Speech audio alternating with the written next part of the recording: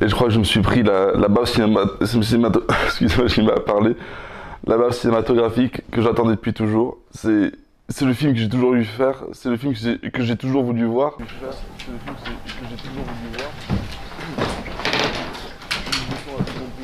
Tu fais quoi, Quentin? Oh, un podcast sur le cinéma. Ah, et c'est quoi le film? Lucie. Et moi? Ouais.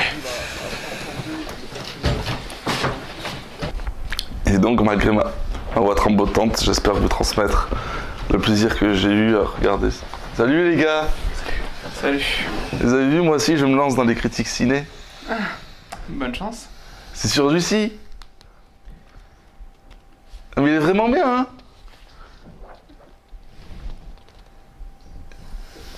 Non?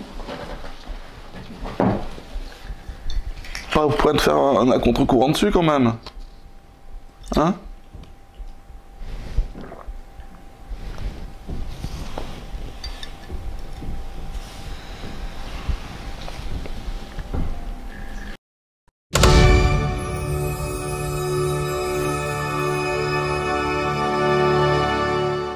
Bonjour à tous et bienvenue dans À contre-courant, votre émission de cinéma qui parle de films qui ont marché mais qui n'auraient pas dû, et à l'inverse, de films qui n'ont pas marché mais qui auraient dû. Et aujourd'hui... J'ai pu voir le film Lucie il y a quelques jours, c'est une sacrée claque. C'est vrai quand je suis sorti... Ah oui, c'est exactement ça. Lucie, c'est un film de 2014 réalisé par Luc Besson avec Scarlett Johansson, Morgan Freeman et Choi Min-sik. C'est un film qui a coûté 40 millions de dollars et qui en a rapporté 463 360 063. C'est le plus gros succès français aux États-Unis. Genre de tous les films français. C'est celui qui a le mieux marché. Depuis les Frères Lumière. Alors, avant de parler du film, rappelons pour ceux qui dormaient dans le fond qui est Luc Besson. Luc Besson est un scénariste-réalisateur français né en 1958. Il démarre sa carrière en tant qu'assistant réalisateur dans des films français et américains avant de tourner son premier long métrage, Le Dernier Combat. Un film de science-fiction en noir et blanc qui lui vaut un contrat chez Gaumont pour 2 films. Subway et Le Grand Bleu. Ces 2 films connaîtront un gros succès public malgré des critiques néfastes, les cataloguant dans un genre de cinéma look qui privilégie plus les images chocs qu'une trame scénaristique et des personnages complexes. S'en suivra alors Le Discret Atlantique et les 2 superbes Nikita en 1990 et Léon en 1994 qui lui ouvrira les portes du cinéma américain. Luc Besson impose sa patte et son style, mêlant humour et émotion dans des histoires sordides. Il réalisera ensuite Le 5e élément, qu'il considère comme une comédie avant tout et qui lui vaudra le César du meilleur réalisateur en 1998. Beaucoup de fans français, dont Johnny Hallyday, l'apprécient car il est à ce moment-là le seul à faire des films comme les Américains.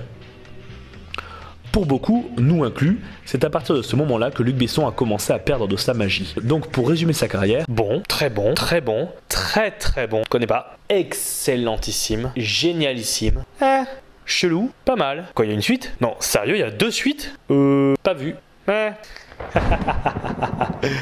Le pitch.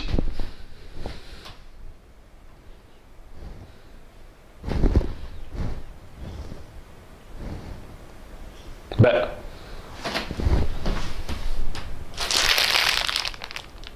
Merci.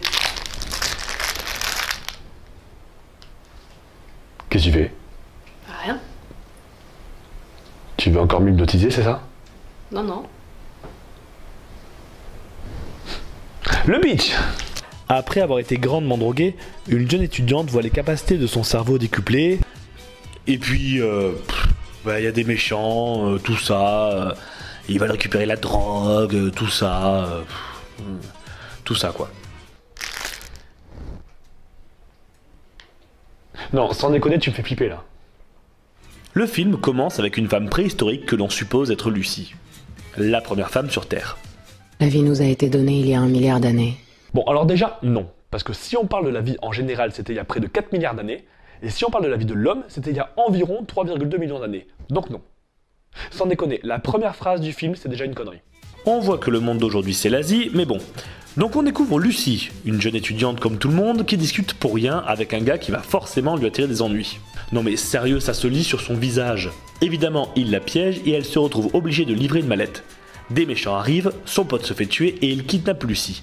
Le tout parsemé de documentaires sur la chasse d'une gazelle par des guépards. Au cas où on n'aurait pas compris que Lucie c'est la gentille gazelle et les loupards les méchants guépards.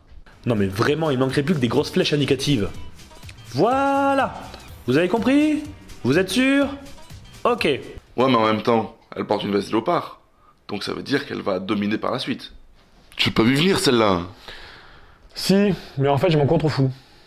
Donc, le méchant apparaît de manière on ne peut plus cliché. Non, sans déconner, il manquerait plus que ce soit Gary Oldman et on atteint le paroxysme. Le méchant se lave les mains, bah oui, il vient de tuer un gentil, et c'est bien connu. Je suis le méchant et je veux tuer la gentille. Et là, on a une des choses qui fait que je déteste la VF.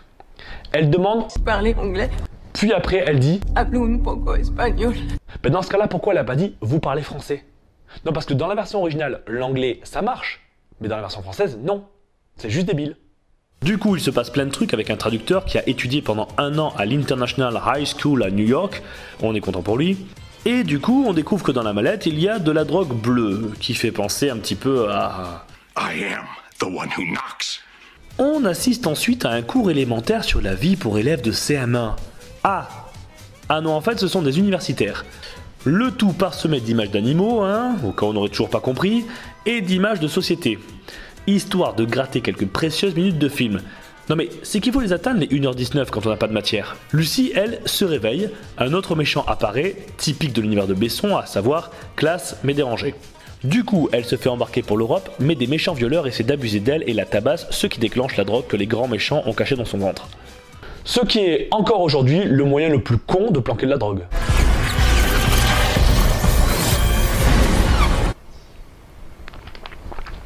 La drogue, c'est bien. Ça fait comme des bonbons qui piquent sur la langue. Mais dans tout le corps. Lucie s'envole. Va savoir pourquoi. Morgan Freeman continue son cours sur des choses qu'on sait déjà, et Lucie se réveille en mode... Je connais le kung-fu. Donc, Lucie devient une super warrior et part à l'hôpital pour se faire retirer son paquet de drogue pendant qu'elle appelle sa mère pour avoir la conversation la plus surréaliste de l'histoire des conversations. Je ressens tout. Mais le gars qui est en train de plonger toute sa main dans ton ventre, ça tu t'en fous. Lucie finit son monologue par une déclaration d'amour et d'adieu, et sa mère a une réaction complètement... décalée. Tu veux dire débile. Oui, voilà, c'est ça. Donc Lucie sort et se met à voir comme...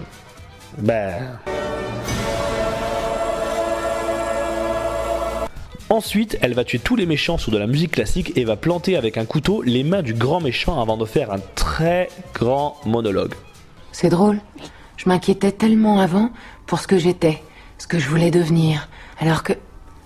Maintenant que j'ai accès aux zones les plus inaccessibles de mon cerveau, les choses s'éclairent. Pourquoi tu lui parles français? On voit bien depuis le début qu'il bite pas la langue. Elle lit dans les pensées du grand méchant pour repérer les autres détenteurs de drogue et retourne chez sa colocataire faire des recherches pendant que celle-ci lui raconte sa vie dont tout le monde se fout complètement et qui corrobore le cliché de la touriste qui cherche juste des mecs pleins aux as pour s'envoyer en l'air. Lucie ne l'écoute pas, comme nous d'ailleurs, et utilise l'ordinateur tellement vite qu'une chose est sûre, elle ne travaille pas sur Windows. Elle finit par prendre contact avec le professeur Freeman parce que tous les deux sont aussi intelligents l'un que l'autre et que du coup ils se comprennent. Je ne ressens ni peur, ni douleur, ni aucun désir. Ça tombe bien, nous non plus. Si, de la rage.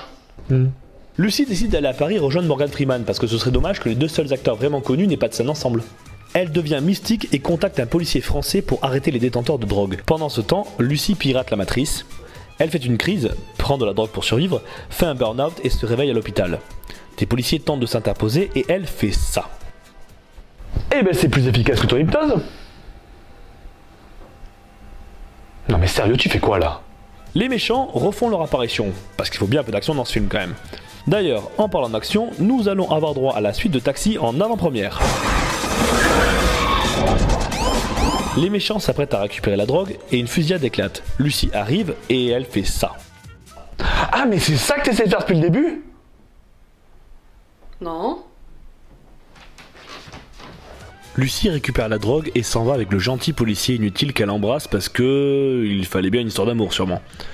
Lucie retrouve enfin Morgan Freeman et elle fait une leçon sur la vie jusqu'à ce qu'elle dise ça. 1 plus 1 égale 2, nous n'avons rien appris d'autre. Mais 1 plus 1 n'a jamais été égal à 2. 1 plus 1 égale 2. Non. 1.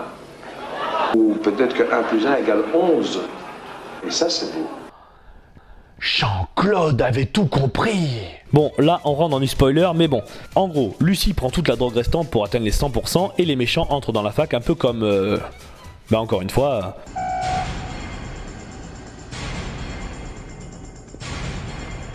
Please remove any metallic items you're carrying, keys, loose change. Holy shit! Une fusillade éclate entre les Asiatiques et la police parce qu'il faut toujours de l'action, même si ça sert à rien, pendant que Lucie se la joue exorciste en vomissant toute sa puissance avant de se transformer en arbre. Alors que tout un tas de personnages secondaires sont en train de mourir pour rien, Lucie traverse les lieux et les âges pour finalement se retrouver face à Lucie, première du nom, et jouer à E.T. Et alors que le grand méchant s'apprête à la tuer juste avant de se faire abattre par le gentil policier à son tour, elle atteint 100%. Elle devient une déesse et se transforme en ceci. Et fin. Comme ça. Sans troisième acte. Rien. Fin. Lucie est un film de lycéen. Il en a toutes les bonnes intentions, mais également tous les défauts. Il se veut intellectuel et bourré de références cinématographiques qui ne marchent pas. Un exemple, Lucie se réveille avec un tas de connaissances techniques sur les arts martiaux, ce qui lui permet de savoir se battre. Ici, c'est une référence à Matrix. Sauf que dans Matrix, Neo évolue dans un monde virtuel. Il contrôle son corps par la pensée, mais physiquement, il reste allongé dans le Nebuchadnezzar quasiment tout le film. Donc ses aptitudes sont cohérentes car uniquement limitées par son esprit et ce que le serveur autorise. Dans Lucie, elle évolue bien dans un monde réel et ses capacités sont décuplées. Mais ce n'est pas parce qu'on maîtrise la théorie que l'on maîtrise forcément la pratique. Tu vois cet immeuble là-bas? Si je fais un saut de 45 degrés de hauteur sur une impulsion de 1,20 m de longueur, et si on prend la vitesse du vent en compte, j'atteindrai le rebord de la fenêtre.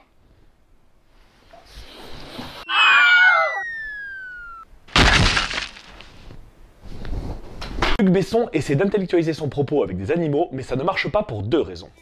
La première, c'est que c'est bourré d'erreurs. La seconde, c'est qu'il n'y a aucune recherche derrière ses capacités. Ce sont juste des pouvoirs choisis au hasard parce que ça fait bien de dire qu'elle peut faire ça. Alors, le fait qu'elle ait des pouvoirs n'est pas dérangeant en soi, mais il n'y a aucune explication derrière ses capacités.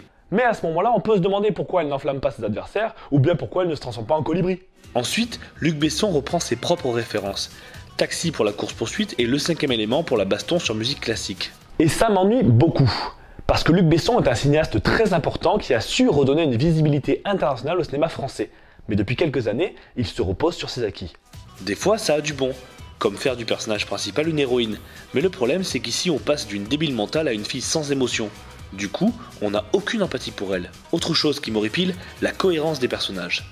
Les personnages secondaires sont tellement clichés qu'ils deviennent une caricature d'eux-mêmes. J'ai noté 3 personnages en particulier.